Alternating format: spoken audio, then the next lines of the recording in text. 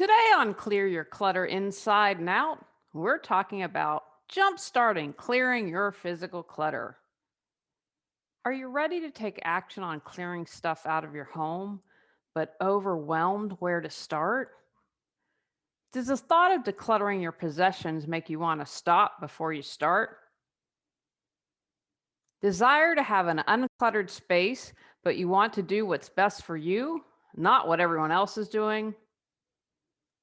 Learn how to clear physical clutter as we begin our month focused on 3 actionable steps to declutter your life. Do you control your clutter, or does your clutter control you? On Clear Your Clutter Inside and Out, we'll teach you awareness as well as action steps to create change in your life. Come on, let's get started. Hey everyone, happy June. Well, the good news is by the time this airs, we will be in the process of moving. Not quite there yet. We made a big decision at this moment. As I record this, we don't have a home, but we just said we've got to get going on this. So we're going to rent if we don't find a place. So that has been a huge stress reliever for me. So, little crazy June. I'm still going with my visualization of July 4th being in a home and settled. The entire month of June is going to be focused on decluttering your life with 3 quick actionable steps. I did a newsletter on clearing physical clutter with 3 actionable steps and got a lot of good feedback that it was really helpful. So I thought, that would make a good podcast episode. And I also like having a month. For a while, for a few years, I did 10-minute decluttering tips that I wanted. What can you do in a short amount of time to get you going? Now, with all these tips this month, I don't think that you're going to be able to clear everything, but it's more about jump starting to get you going. Because if you've been stuck, if you've been stagnant and you haven't wanted to move, this is going to get kind of like the jump in your car, get you started to get going. You can absolutely do more, but this is really designed to kind of get you started in what will support you the best, and then having a framework and idea. Okay, you know what? I did these 3 steps. I need to continue with this, maybe tweak this one and find a new step. These episodes were also inspired because, as I shared at the beginning, we're going to be moving in June, and I was having a meeting with my mastermind partner, Wendy. And we both have businesses and do a mastermind. We do a check in and then a full meeting once a month. And we started this in 2020, and it's been extremely helpful. And she said to me, I know you haven't found a house, but how about if you rent a place until you find a house? And because I'd been so stressed out, had so much going on, like it never even occurred to me, duh. Although it's been interesting, there are corporate apartments booked, Philadelphia, West Virginia. And I said to the woman, Philadelphia, West Virginia. And she said, yeah, but we're 45 minutes from Pittsburgh.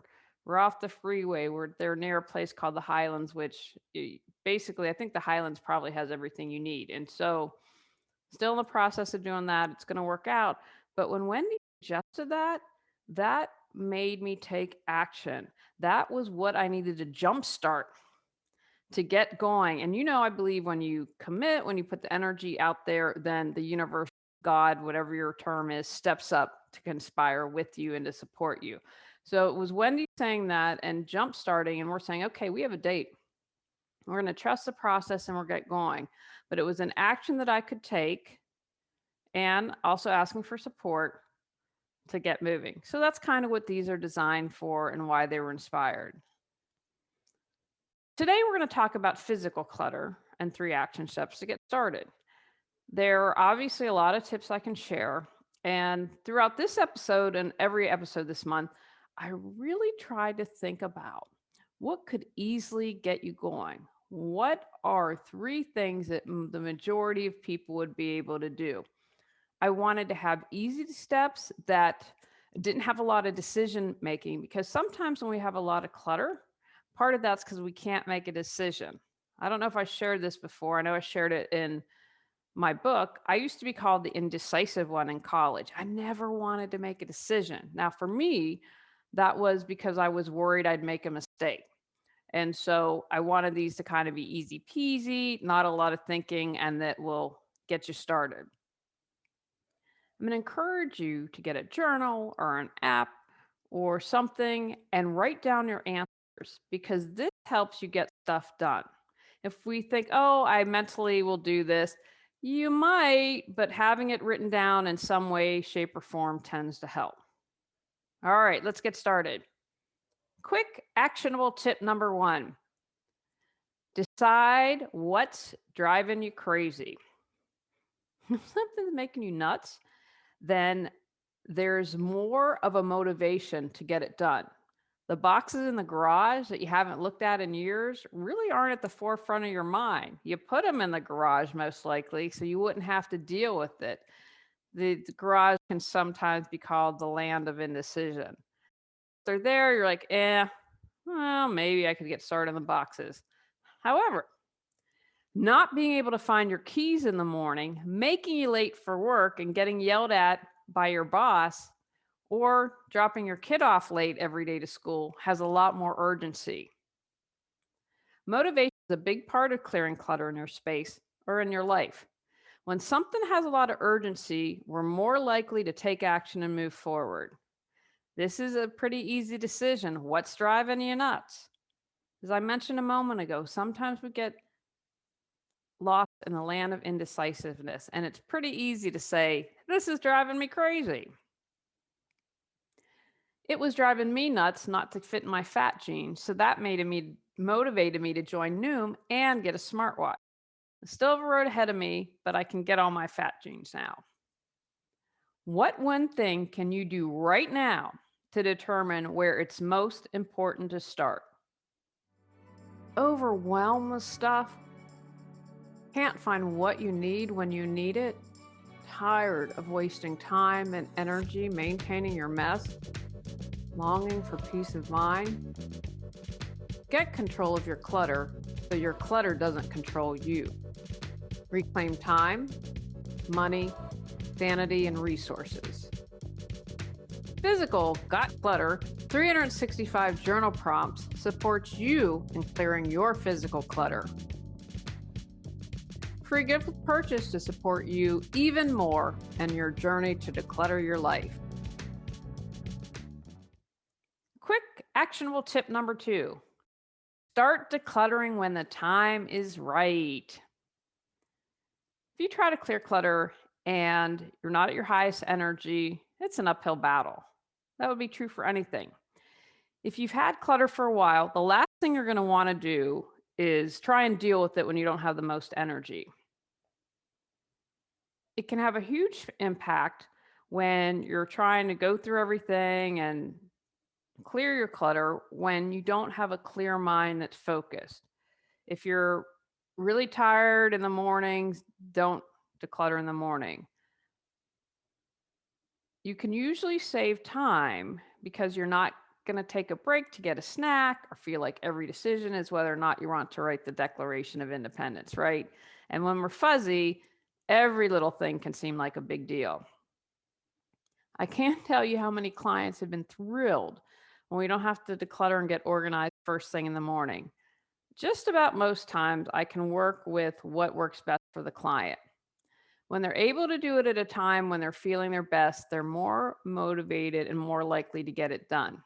I have found that when I'd start with someone and they're in a good place and good energy, after I left, they were able to continue because they had the energy to do so.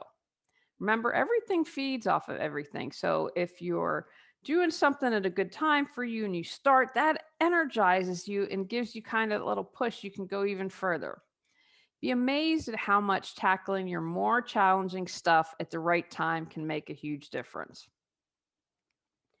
I'm not a morning person, and I always made myself exercise in the morning. I hate it. Now, for a while, I was a morning person, and then met my husband, got married, and he works a shift swing schedule. Although last night I'm like, I'm out by 10. I'm really tired. But for the most part, I'll stay up till 11, sometimes midnight, just until he comes to bed. And so my schedule has switched a little. But so after the schedule switch, I tried to do it in the morning. I just didn't have the energy or the motivation. So guess what? How many times do you think I skipped exercising? So now I found that my sweet spot is between 11 a.m. and 2 p.m. I get to take a break from work. Again, I'm not able to do this every day. It depends on my schedule and what I've got going on. But I've also learned as I've gotten older, I don't jam pack my schedule.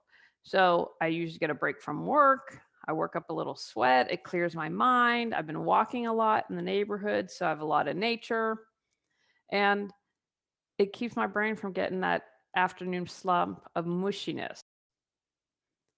What one step can you take right now to determine the right time to begin? Quick actionable tip number 3, break down into manageable tasks. I know you've heard this before, but you'd be amazed how some people want to go from 0 and 60 and then they burn out. If you have to declutter your entire home or a huge chunk, you might be paralyzed. If I thought I had to declutter an entire home, I'd probably binge watch a TV series. We're done with Married with Children right now, or no, Married at First Sight. We've been binge watching that. Stopped with the ninth season.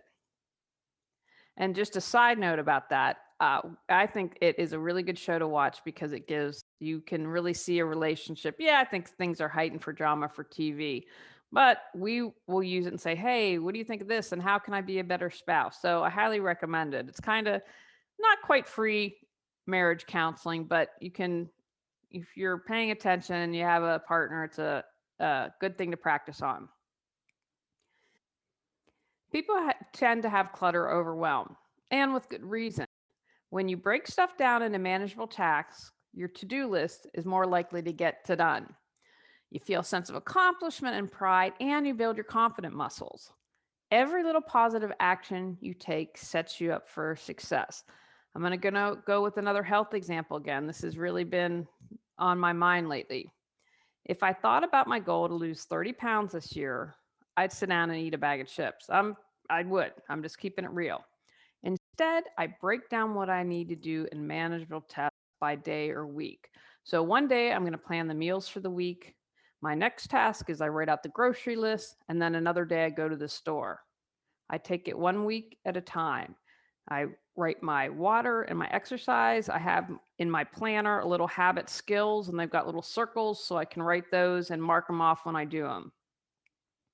If I had to think about planning healthy meals for the year, my head would explode. There's a really funny meme about being an adult and said something like, that moment you realize, you have 50,000 meals to plan for the rest of your life or something like that. And I put a really funny on Instagram not too long ago, adulting stickers, like I brushed my teeth today or funny things like that made me laugh. I'm slowly and surely making it towards my goal. I do the same thing with water. I've been off a little because life's just been a little hectic. My goal is 64 to 72 ounces a day. If I thought every single day I have to drink that much water, ooh. So I break it down to 10 or 12 ounces at a time, sometimes 8 ounces. My first goal, wake up, bam, 4 ounces. My body's usually thirsty, so this is something easy to accomplish. And I start the day out with a win. That gives me the boost and the confidence to do more. What one step can you take right now to begin breaking down the task you need to do to get started? There you go. 3 quick tips to help you get going to declutter your space. I use all 3 myself, and it's made a huge difference, not only in decluttering, but achieving better health. Now go forth and implement. Take actions from today's podcast. Decide what's driving you crazy. Pick a time when you have high energy and feel good. Create a list of manageable tasks to begin. Write down your to-do list. Begin to clear your physical clutter. On our next episode, we're talking about 3 actionable steps to release stress. Go out, clear your clutter to create the life you choose, deserve, and desire. When you clear your clutter, you can share your gifts with the world. Sign up for our free newsletter at reawakenyourbrilliance.com. you've enjoyed Clear Your Clutter Inside and Out, please rate, review, and share us.